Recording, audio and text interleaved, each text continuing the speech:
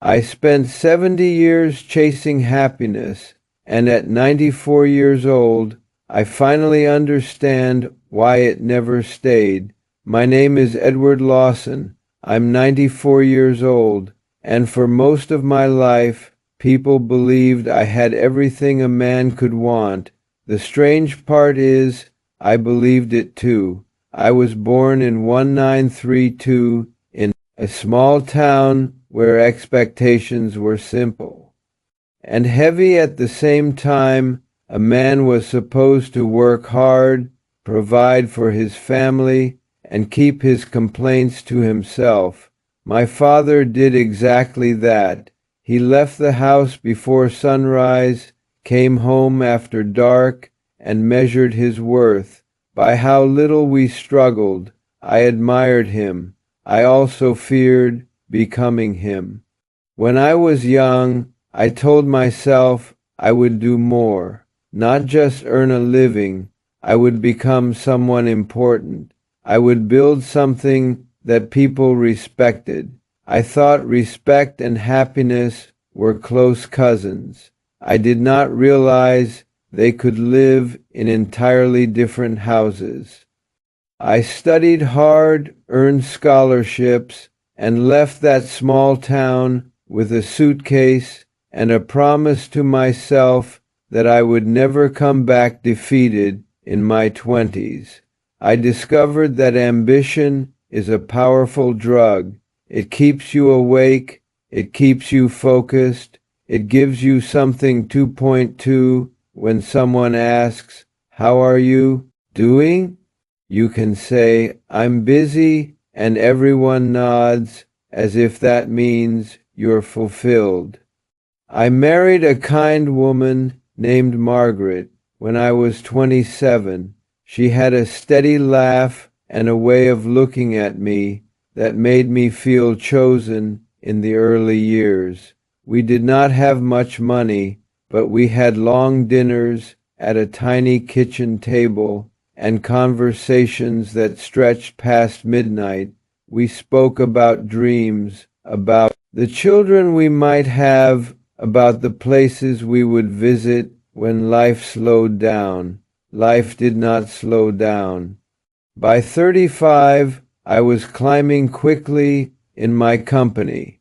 Promotions came one after another. Each time I received a new title, I felt a rush. I would drive home, rehearsing how I would tell Margaret.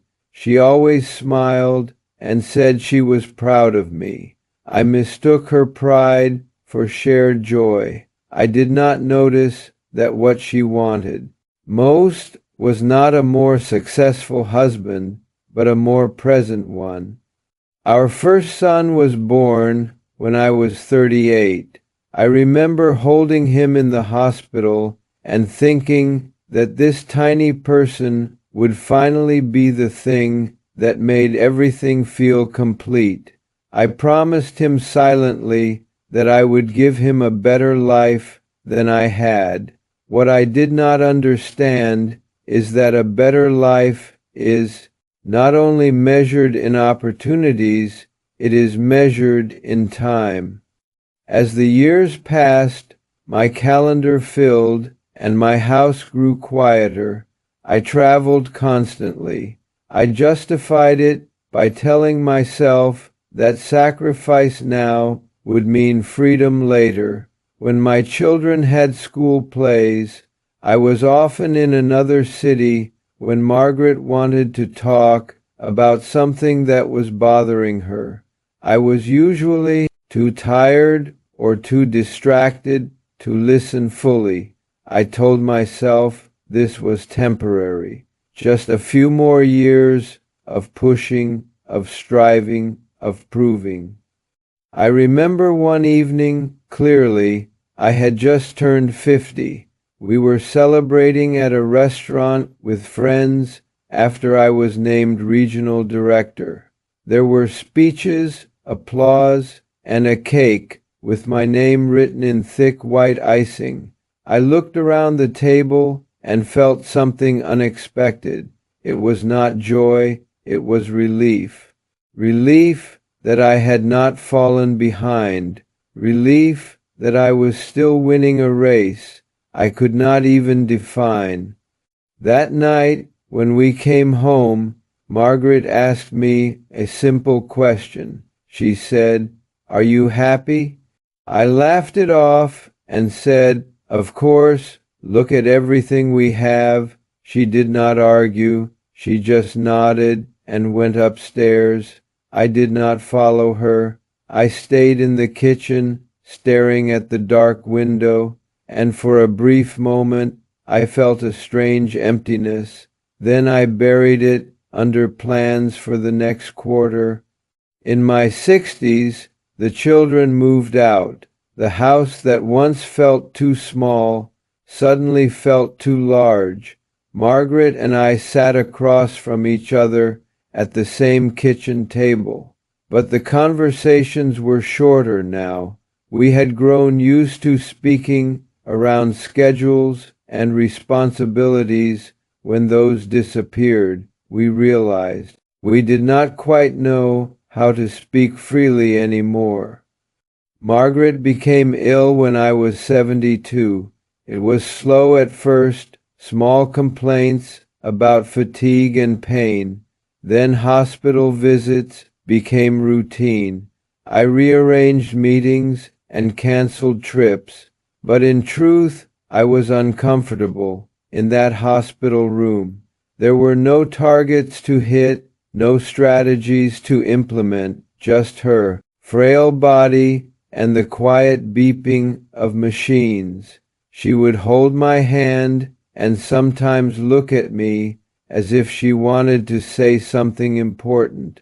I would squeeze her fingers and tell her everything would be fine. She passed away on a gray morning in November after the funeral. People came to me and said, "You were a wonderful provider. She was lucky to have you." I thanked them. I went home to a house that echoed for the first time in decades. There was nothing urgent on my calendar, no meetings, no flights, no goals. That was when the question she asked me 22 years earlier returned with a force I could not ignore. "Are you happy?" At first, I tried to answer it the same way I always had. I looked at my bank account, at the properties we owned, at the framed awards on my office wall. They looked impressive. They also looked strangely irrelevant. None of them could sit across from me at dinner. None of them could laugh at a memory we shared. None of them cared whether I slept well. In my late 70s, I began to notice something else. When I visited my children, now grown, with families of their own, there was a careful politeness in the room. They respected me, they appreciated what I had provided, but there were stories from their childhood that I did not fully understand, because I had not been there when they happened. They would say, "Remember when we used to?" And I would smile, pretending I did. Inside, I felt like a guest in my own family history.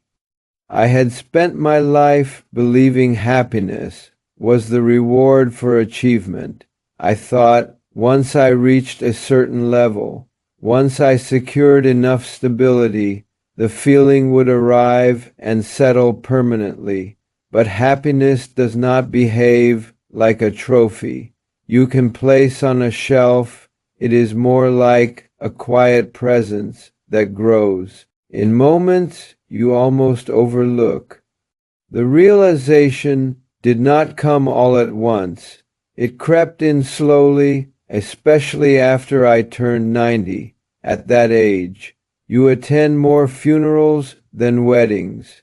You sit with old friends and speak not about the future, but about what used to be. One afternoon, after burying a colleague who had been as driven as I was, I returned home and looked around my living room. The furniture was expensive. The silence was unbearable. I finally understood something that had been true all along. I had organized my life around being admired rather than being known. Admiration is loud and public. Being known is quiet and private. Admiration filled rooms. Being known fills a heart. I realized I had often chosen the path that increased my status, even when it decreased my connection. I told myself I was doing it for my family, but many times I was doing it for my own fear. Fear of being ordinary, fear of being insignificant. I thought if I kept achieving, I would outrun that fear. Instead, I built a life where there was always another mountain to climb and never enough time to sit at the base and enjoy the view. Happiness, I now see, was present in those early years at the small kitchen table. It was in Margaret's steady laugh. It was in the way my son's hand wrapped around my finger in the hospital. It was in ordinary evenings that did not feel important at the time. I kept postponing those moments, believing the real satisfaction was waiting somewhere ahead. At 94, the future is short and the past is long. When I look back, the moments that glow are not the ceremonies or the titles. They are simple scenes.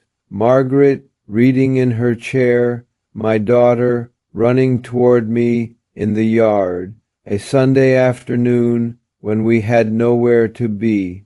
I had treated those as background, details in a larger story about success. They were the story. So why was I never truly happy? Because I confused achievement with meaning, because I measured my worth by productivity instead of presence, because I kept asking, what's next, instead of asking, what's here.